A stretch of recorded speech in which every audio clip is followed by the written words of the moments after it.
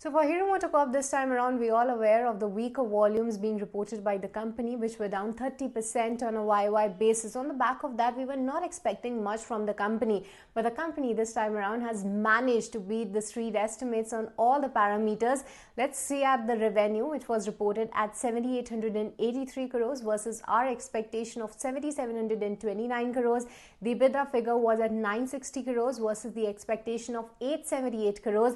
The margins being reported above 12% at 12.2% versus our expectation of just 11.4%. And lastly, in the bottom line, a profit figure of 686 crores versus expectation of 654 crores being reported by the company. So that's a beat on all the parameters. But not just that, the company has actually managed and tried to cheer the shareholders by coming up with a good dividend announcement. The company has declared an interim dividend of rupees 60 per share, but this is not the first time that the company is doing so. In the month of February, for the past 4 years, they have been declaring good dividend.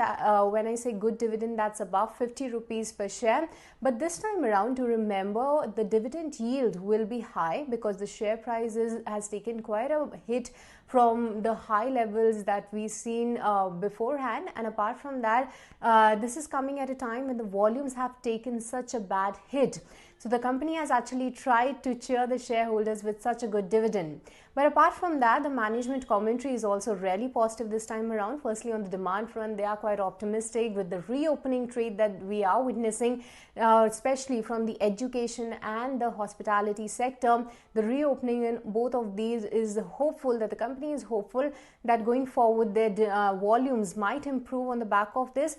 On the commodity inflation front, they do highlight that they have now started to experience some fall in the commodity cost input. And apart from that, lastly, on the EV, what all we have is now that the company is informing that they are not just working on a product, but they are working to build on to the whole EV ecosystem when it comes to ecosystem.